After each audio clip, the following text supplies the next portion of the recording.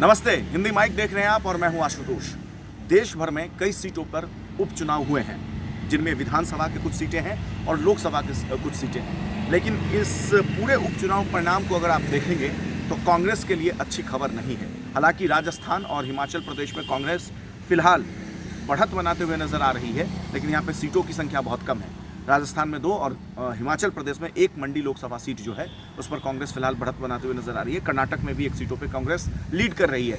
लेकिन बिहार की अगर बात करें तो बिहार में जिस तरीके से कन्हैया कुमार की लॉन्चिंग हुई थी और पप्पू यादव और कन्हैया कुमार की जोड़ी को लेकर के जिस तरीके से बातें बनाई जा रही थी कि जोड़ी आ गई है, अब कांग्रेस को एक नया ऑक्सीजन मिल जाएगा, बहुत बड़ा चमत्कार हो जाएगा, जिग्नेश मेवाणी और हार्दिक पटेल भी बाकायदा बिहार बुलाए गए, चुनाव प्रचार उनसे करवाया गया। लेकिन अंतोगत्वा परिणाम ये हुआ कि कुशेश्वर स्थान पे कांग्रेस पार्टी, कुशेश्वर स्थान विधानसभा सीट पे कांग्रेस पार्टी चौथे नंबर पे है। तो वहीं तारापुर में कांग्रेस पार्टी नोटा से भी नीचे है, आप समझ सकते हैं। तो कुल मिलाकर के इस चुनाव परिणाम की अगर बात करें और विशेष तौर पे बिहार के दृष्टिकोण से अगर देखें, बिहार के सियासत की दृष्टिकोण से देखें, तो ये पप्पू यादव और कन्हैया कुमार की जोड़ी को लेकर के जो बातें कही जा रही थी ना, वो सुपर फ्लॉप साबित होती हुई नजर आ रही है इस चुनाव परिणाम के बाद। वहीं लोजपा जो है वो कांग्रेस पार्टी से ज्यादा वोट लेते हुए नजर आ रही है और एक सम्मानजनक वोट की ओर बढ़ रही है। हालांकि तीसरे नंबर पे भी लोक जनशक्ति पार्टी है, लेकिन जिस तरीके से चिराग पासवान ने अपने दम पे विधानसभा चुनाव में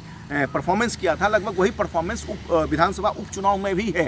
कांग्रेस पार्टी के लिए सबसे खराब परिस्थिति है, बहुत ही शर्मनाक प्रदर्शन रहा है। और विशेष तौर पर कांग्रेस पार्टी ने कन्हैया कुमार के सहारे तेजस्वी यादव, नेता प्रतिपक्ष तेजस्वी यादव को पटखनी देने की कोशिश की थी। कांग्रेस की रणनीति थी कि आखिरकार जो भी हो, कम से कम आरजेडी दोनों सीट पे हार जाए। ये बातें किसी से छिपी हुई नहीं है, हालांकि ऑन रिकॉर्ड ये बातें नहीं है, लेकिन ऑफ रिकॉर्ड ये बातें सबको पता है। और पप्पू यादव को बाकायदा मैदान में उतारा गया कांग्रेस के प्रत्याशियों के समर्थन में। डोर टू डोर गए पप्पू यादव, हमने आपको रिपोर्ट भी दिखाया था। डोर टू डोर जाके कांग्रेस के समर्थन में वोट मांगा, लेकिन हुआ क्या? परफॉर्मेंस 0 रहा है कांग्रेस का। इस दोनों विधानसभा सीट में सम्मानजनक स्थिति तक नहीं पहुंच पाई। और तारापुर सीट की अगर बात करें तो फिर बता रहा हूं मैं आपको, नोटा से भी नीचे कांग्रेस चल रही है।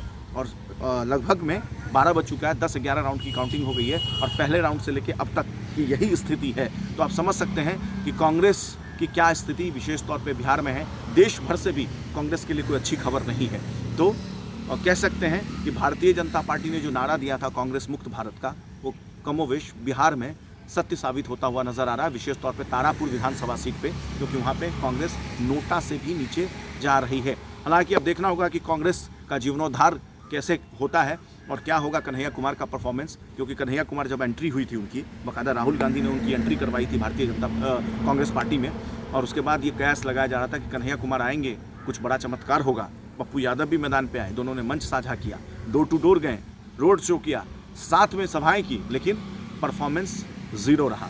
तो हमारी ये विशेष रिपोर्ट थी उपचुनाव को लेकर के। बने रहिए हमारे साथ। अगर ये वीडियो आप हमारे पेज पे देख रहे हैं तो हमारे पेज को लाइक करें, अगर ये हमारे YouTube चैनल पे देख रहे हैं तो हमारे YouTube चैनल को सब्सक्राइब करें। नमस्कार।